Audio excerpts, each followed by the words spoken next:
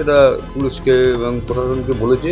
প্রশাসন প্রথম থেকেই ব্যাপারটাকে যে গা ছাড়া ভাবছিল, সুপ্রিম কোর্টে সে কোন জায়গাটা ধরেছে।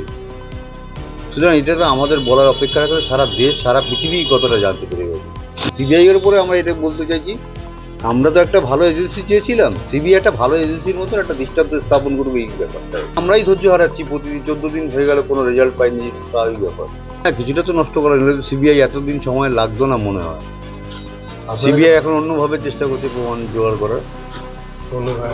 এই যে পলিগ্রাফ টেস্ট করবে, সেটা তাদের ব্যাপার করছে।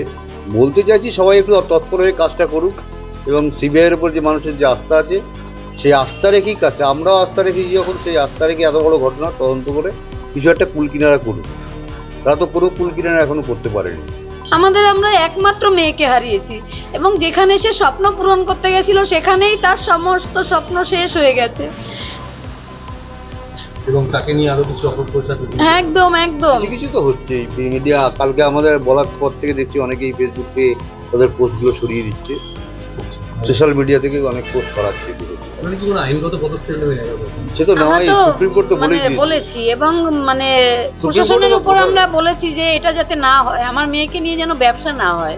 একটা কথা বলছি আবারই, সেই ছাত্ররা যে আন্দোলন করছে সেই আন্দোলনের পাশে আমরা আছি, প্রয়োজন হলে এরপরে আমরাও গিয়ে ওদের সঙ্গে যোগ দেবো, এটাই পর্যন্ত বলতে পারি। কারণ আমরা বিচার চাই। সোজা কথা হচ্ছে আমাদের একটা সব পরিষ্কার কথা, আমরা এর একটা বিহিত এবং বিচার চাই। যে কোনো জায়গায় নিরপেক্ষভাবে যে আমাদের ডাকবে আমরা তাদের সঙ্গে গিয়ে আন্দোলনে যোগ দেবো। কারণ আমাদের এখন দেখতে আমরা পাচ্ছি ছাত্রদের সঙ্গেই থাকতে চাই। ছাত্ররা আমাদের জন্য প্রতিবাদ করছে। আমাদের একটা মেয়ে চলে গেছে, সমস্ত মেডিকেল স্টুডেন্টদের এখন আমরা ছেলে মেয়ে মনে করছি, এবং আমরা সবসময় ওদের পাশে থাকবো।